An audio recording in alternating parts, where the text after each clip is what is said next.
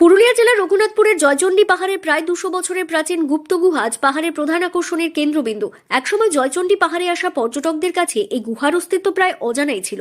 দীর্ঘদিন লোকচক্ষুর আড়ালে থাকা এই গুহা সম্পর্কে এখন ধীরে ধীরে জানতে পারছেন সাধারণ মানুষ। বর্তমানে সহজেই সেখানে প্রবেশের সুযোগ থাকায় পর্যটক ও ইতিহাস প্রেমীদের আগ্রহ আরও বেড়েছে।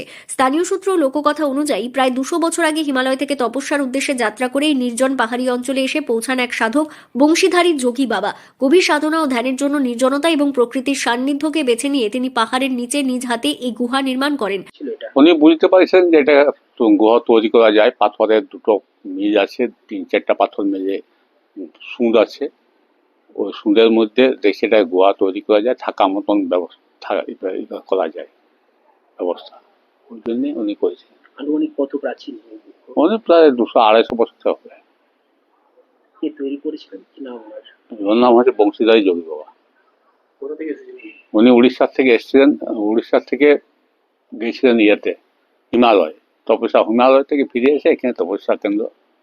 ওই সাধক দীর্ঘদিন তিনি এই গুহাতেই বসবাস করে তপস্যায় মগ্ন ছিলেন বলে বিশ্বাস করা হয়। পরবর্তীকালে তিনি অন্যত্র চলে যান, তবে রেখে যান তার সাধনাস্থল ও রহস্য ঘেরা এই গুহা। গভীর সাধনার জন্য তিনি পাহাড়ের নিচে এই গুহা নির্মাণ করে সেখানেই বসবাস শুরু করেন। নির্জনতা, প্রকৃতির সান্নিধ্য এবং পাহাড় ঘেরা পরিবেশ তার তপস্যার জন্য আদর্শ ছিল বলেই মনে করা হয়। সময়শ্রুতি সেই গুহা আজ শুধুমাত্র একটি প্রাচীন স্থাপনা নয়, বরং ইতিহাস, বিশ্বাস ও রহস্যে মোড়া এক গুরুত্বপূর্ণ নিদর্শনে পরিণত হয়েছে। বাবা নিজেই তৈরি করেছিলেন নিজ হাতে। কিভাবে তৈরি করছিলেন?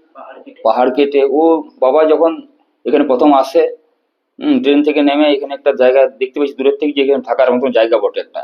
তখন বাবা নিজে হয়তো এখানে আসে, তারপর লোকজন ঠিক করে গোটা আস্তে আস্তে কেটে কেটে কেটে কেটে নিজে থাকার মতন জায়গা।